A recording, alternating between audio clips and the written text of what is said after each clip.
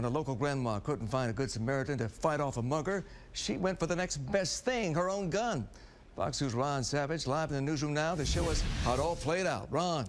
Grandma's got a gun, Huel. It's at 11:30 this morning. It all started on the bus, a bus that she says was loaded with men, and no one would help her out. It spilled out onto the sidewalk. That's when the great-grandma pulled out her 9mm handgun. I knew something wrong because no teenager, they always wear their pants off their behind, you know, looking ridiculous. So he pulled his pants up, he tightened his belt, and he like rest of him wanted to give me a hug. Ramona Taylor Kamati's hunch was right. She was about to become a mugging victim at 11:30 in the morning on the bus near the University of Detroit. A guy in his early 20s attacked her on the crowded bus. He said, "Give me my bag, auntie." I said, "I am not your auntie, boy, and this is not your bag." So he hit me. So when he hit me, we started fighting. And I asked him, I said, "Ain't nobody gonna help me on this bus?" This guy told me, "You by yourself, B." Ramona said there were more men than women on that packed bus, but not one guy would help her. She traded punches with the punk, then he grabbed her purse and ran out on the sidewalk with Grandma dragging along. She says other bus riders yelled, "He has a gun." He reached down like he was going in his boot. They already say he had a gun in his boot. So he reached down in his boot. When he reached down, I went in my secret compartment, I'm not going to say where it was, and got my H&K out, and I started shooting at him. She has a concealed pistol license and said she feared for her life. She fired her 9mm handgun and emptied the gun. She said he ran away with her purse and did not appear to be hit. She had 10 rounds in her magazine and one more loaded in the chamber. She fired all 11 shots. I put 11. I used to be against gun control and all, long as it's legal. Well, no one on the sidewalk was injured. This great-grandma has a concealed pistol license out of Macomb County. Of course, it's good statewide. This happened in Detroit this morning near the University of Detroit Mercy. Detroit police responded quickly. They interviewed Grandma and the witnesses, then left the scene. Now, the bad guy gets away with some cash. He gets away with her concealed pistol license and some personal items. She's hoping someone will turn this guy in, Huel. Ron, police should be after the bad guy, not that grandma. Has she been cleared? Well, this case is not closed. Ramona told me, she said that she will meet with police again in a couple of days. They're holding her gun now. If anyone shows up at a hospital with a bullet wound, they'll check ballistics. But he was running pretty fast from the scene. Police found some of her personal items more than a mile away. She's confident she was facing a deadly threat and believes she acted responsibly to protect herself. My grandmother told me grandmas always know what's best. Yeah, she certainly does, and we're glad to see that she is still alive, and we hope she's going to be okay, and we hope that she gets her things back. Ron, thank you for that live report. Granny's got a gun. Granny's got a gun. What you mama's boys gonna do? Your pants sagging days all through. Hey, what's happening, folks? This is Big BKL here.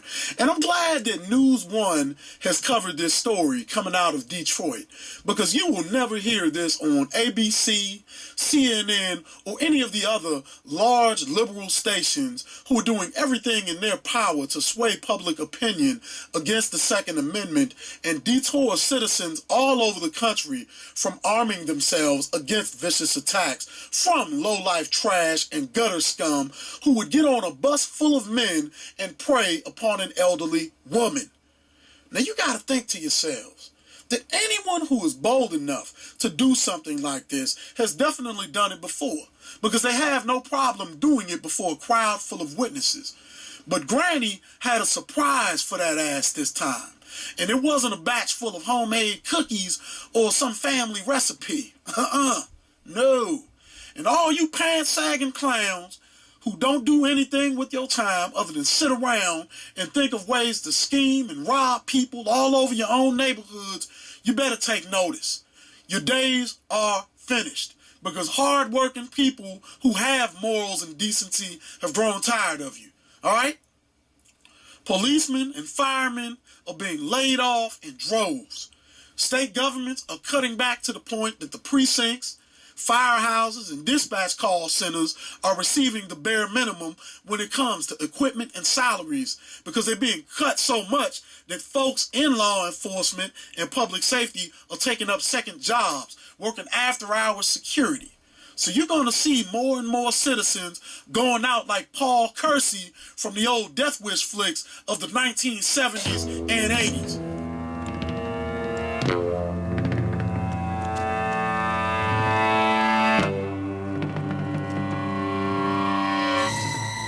Hey,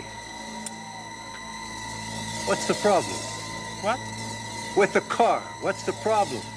Just get out of my fucking face. Who are you? We're still in the fucking car. What's it to you? It's my car. Now you gonna die.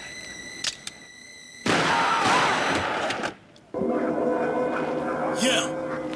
And when it comes to you wannabe thugs, I think no different than that black officer in the movie Boys in the Hood. Because I wish that grandma would have hit that bastard with every last round that she fired. Oh yeah, I do. And you simpletons from the so-called black conscious community who call me a self-hater for valuing life over stupidity, I don't give a damn. I think that Granny should be given a Valor Award. Now, it's quite sad that, when she sought help from the men on the bus, they flat out refused to offer it to her. But that is exactly what feminism has done. So give yourselves a round of applause, ladies. You women who are yelling that you're strong and independent and you don't need a man have only yourselves to blame for this occurrence.